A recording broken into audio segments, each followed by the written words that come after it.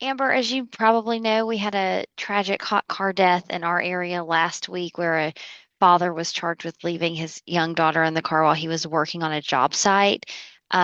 Can you talk overall about just how common this is and how often we're seeing it happen?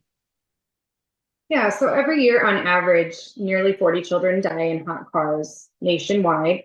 And this is something that is happening to otherwise loving, responsible parents. It's not something that's happening to bad parents who are using drugs and alcohol or have a history of abuse and neglect. So about 55% of the time, these children are unknowingly left, or in other words, the parent or caregiver lost awareness that that child was in the car with them and unknowingly left them behind.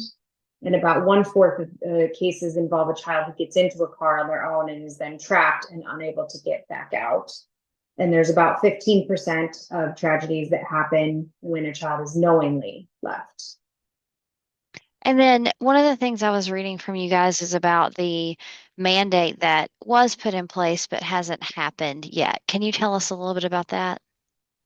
Yeah, so in 2021, we were successful in getting a provision passed on the federal level that's going to require hot car technology in all new vehicles as soon as that regulation is issued.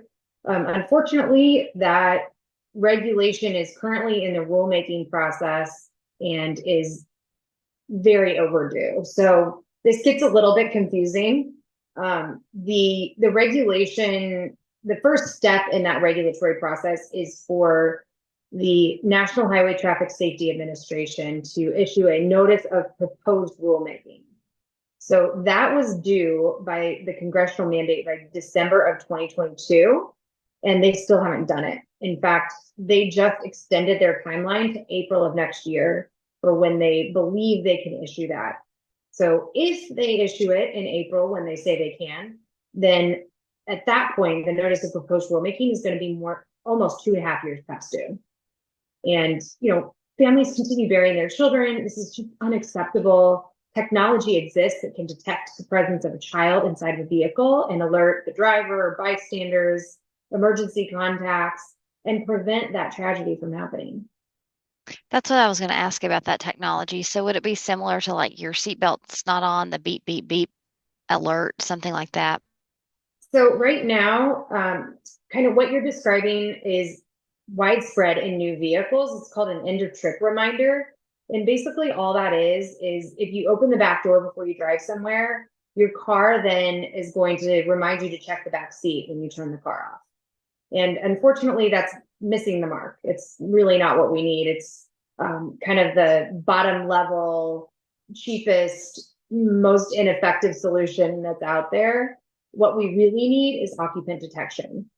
When we've already documented 7 children that have died in vehicles with that simple end of trip reminder. And it's really important for consumers to understand that type of system is not detecting your child in the vehicle. A lot of people think it's a weight sensor, similar to like what turns your airbag on and off or what triggers the seatbelt reminder to put your seatbelt on. But that's not the case. So really, there are two automakers out there, Kia and Hyundai. Both have select makes and models that come with an ultrasonic sensing technology that detects movement in the back seat. So if you turn your car off, you lock it, you walk away, if there's somebody moving in that back seat, you're going to get an alert. Your car horn will start honking. And if you have the app downloaded, it will also alert you on the app that motion has been detected inside the vehicle. This is kind of a step up from that inner trip reminder.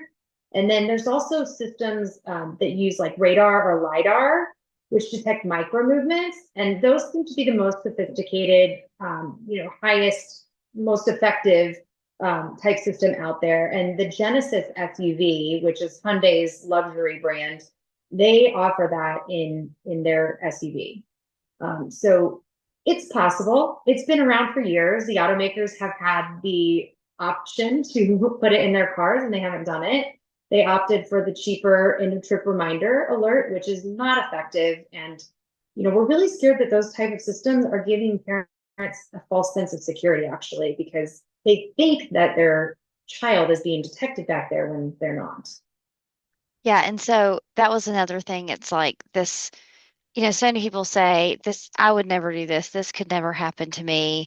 But there's so many different circumstances, lack of sleep, just the craziness of being a parent that can put parents in these situations. And it seems like this technology kind of goes over some of those and helps to get that out of the way. Yeah, absolutely. If you look back at the mid 1990s and before that, there the hot car tests were virtually non-existent before the mid 1990s, and that's because it was then that we changed forever how we transport our children. Kids used to ride in the front seat, but then overpowered airbags were killing them in crashes. And so there was a big national campaign, move the children to the back seat. They're safer there, and they still are safer there. That's 100% still true. We don't want them in the front seat, but one of the unintended consequences of moving them to the back seat and having them in those rear facing car seats where you can't see them from the driver's seat has been that they're being unknowingly left behind. And it's a tragic thing that's happened, but it's very interesting if you look at the data. It goes from like virtually non-existent to skyrocketing to almost 40 deaths every year overnight. And we know that parents didn't become exponentially more irresponsible overnight. There's some external factor that's contributing to this. And so, what we learned is that this is directly related to moving them to the back seat. And so, one of the things that we recommend for parents to help prevent this from happening is to have some type of visual reminder in the front seat with you every time your children are with you in the car. So, what you can do is grab a large stuffed animal, put it in the back seat of your car, set it on the seat where you buckle your children in. And anytime you go to buckle your child into the car, you bring that stuffed animal up to the front seat as a visual cue that your child is with you. And then when you go to unbuckle them, you take the stuffed animal, you put it back in the back seat, and you take your child out of the car. Now, this is that visual reminder. You can't miss it. You got a stuffed animal in your lap, you go to get out of the car, you're going to notice. And it seems silly because how could you remember the stuffed animal but not the child? But it's that visual cue, which is what we used to have when our children were riding right next to us. So do that. Another thing parents can do to get in the habit of always opening that back door is put something in the back seat that you cannot start your day without. That could be your laptop or your key card that allows you to get into your work building. Whatever that item is, put it back there so that if you don't open the back door by chance, that you would have to go back to the car to get that item. Okay, thank you so much. That was great advice, and thanks for your time today. Thank you. Okay, have a good one.